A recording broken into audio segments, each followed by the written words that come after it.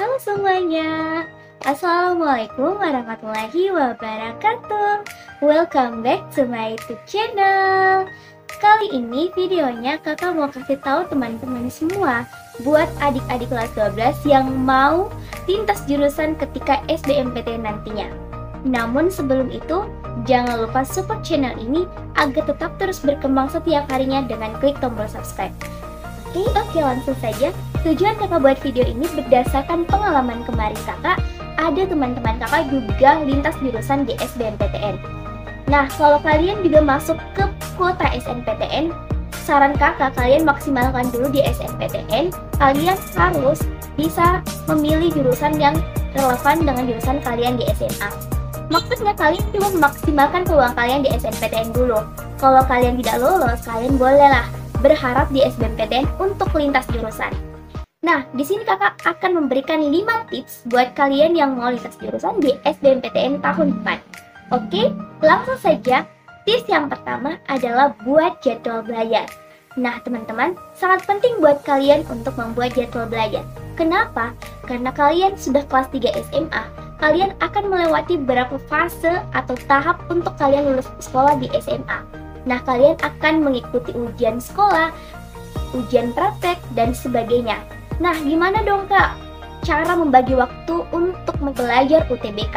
Tentu kalian dari sekarang coba tulis kegiatan kalian untuk 1 minggu ke depan. Tujuannya supaya kalian tahu menentukan prioritas dan juga bisa melihat deadline yang harus perlu diselesaikan. Setelah itu kalian menentukan jam produktif ya teman-teman. Ini berguna untuk kalian bisa tahu kira-kira jam berapa sih teman-teman bisa menyerap ilmu dengan baik di waktu tersebut. Misalnya, kakak bisa menyerap materi dengan lebih cepat di waktu jam-jam tengah malam. Misalnya jam 2, jam 3, dan seterusnya. Nah, dari sekarang kalian harus tahu dan kenali dirinya teman-teman, kira-kira jam produktifnya teman itu jam berapa. Nah, dari situ kalian bisa menyisipkan waktu untuk mempelajari materi UTBK. Tips yang kedua adalah coba pelajari materi yang kamu kuasai dulu ya. Kalian tahu sendiri kan bahwa lintas jurusan itu tentu tidak mudah. Kalian harus lebih ekstra dan lebih cepat dibanding mereka yang tidak lintas jurusan. Nah, gimana dong kak cara memulainya dari mana? Nah, mending kalian pilih beberapa materi saja yang kalian rasa itu kalian bisa kuasai. Dan juga buat pejuang lintas jurusan, jangan lupa untuk melihat statistik mana materi yang sering ditanyakan tahun lalu, sehingga hal itu bisa membuat teman-teman untuk mengefisiensi waktu kalian sampai hari UTBK. Oke, tips yang ketiga adalah latihan soal dan pembahasan.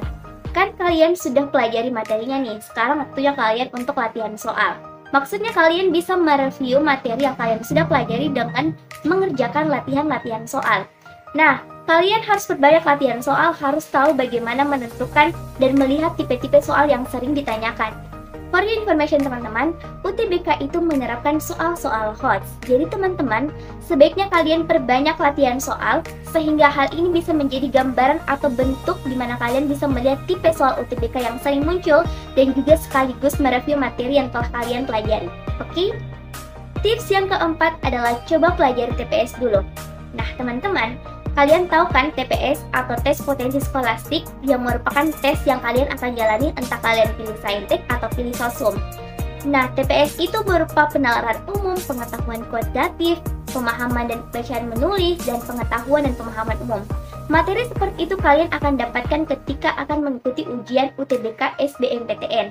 Jadi sekarang kalian coba pelajari TPS dulu, karena materi TPS itu berupa basic pengetahuan dan membutuhkan penalaran logika. Oke, tips yang terakhir adalah ikuti tryout.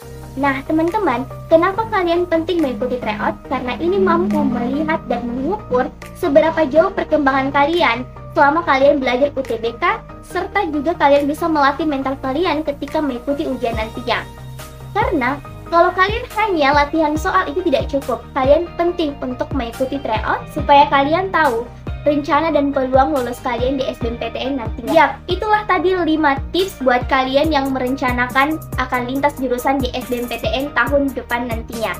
Satu pesan dari kakak, jangan patah semangat untuk kalian yang akan lintas jurusan, karena kalian punya peluang di mana saja kalau kalian tetap berusaha. Mungkin hanya ini yang saya bisa berikan kepada teman-teman semua. Jangan lupa support channel ini terus ya, agar tetap terus berkembang dan kakak bisa semangat untuk membuat konten yang bermanfaat untuk kalian semua. Terima kasih telah klik video ini. Mohon maaf jika banyak salah kata dan banyak kurangnya. Wassalamualaikum warahmatullahi wabarakatuh.